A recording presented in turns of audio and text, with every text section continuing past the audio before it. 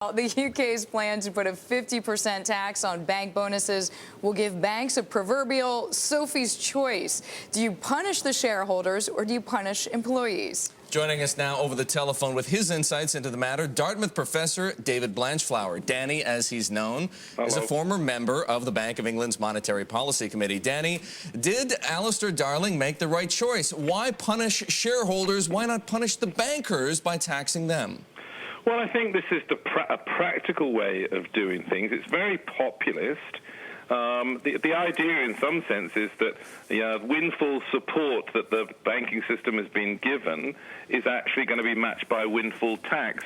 And many of the newspapers didn't actually report. I was looking at the Times today, didn't seem to actually report that actually it was going to use that money to target on youth unemployment, which is something that I've pushed for before. So in a sense, you're going to trade off taking some tax from the bankers who've been helped in these good times and using it to target unemployment. So that's actually, in some sense, a populist move. So it sounds like, Danny, at least at some level, you actually think it's a good idea. You've said yourself you proposed it. But what about this fear? I mean, we hear about bankers begging to be transferred to other offices until April. International reaction has been muted. We just had Tom Keene, Ken Pruitt talking about Angela Merkel saying what a charming tax. Sarkozy says he'll do it if everybody else goes first. Yeah. I mean, what's realistic here? Well, the first thing is that this is a once-off. It's a once-off tax. Obviously, in some sense, the letter from Brown and Sarkozy today says, in the Wall Street Journal says, if we're all in this together, then people aren't going to move. Obviously, people are unhappy having a tax put on them. But I think that the interesting thing is that Martin Wolf in the Wall Street Journal the other day said basically he's been against windfall taxes forever. He says they're a ghastly idea, but now given the huge amount of support that if you like, unlimited state insurance is given, this is the time to do it. So I think in a way he's right.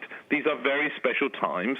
You wouldn't normally want to do it, but the state has propped up the risk, and so banks have been able to take the high side risk and take benefits, but the state has actually had to take the low side. So this is in a sense sort of payback, but also the finances in the UK, the government needs some money. I mean, in a sense, they're rushing for an election. So this is populist in some sense, and yes, bankers will be upset about it, but I think in some sense this is a political move. Danny, on that point, though, is it really a one-time tax? Taxes have a nasty habit of hanging around like unwanted guests. Well, it's a very good question, but I suppose you'd ask yourself, to what extent is the support that's been given a once-off set of support? It's windfall support. If it's windfall support, then it'll be a windfall tax. I guess the question is down the road, is there going to continue to have to be windfall tax, and are the banks going to put their finances in order?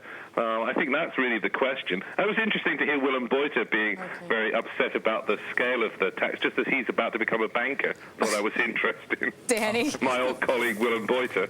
Danny, we have to leave it there. We thank you.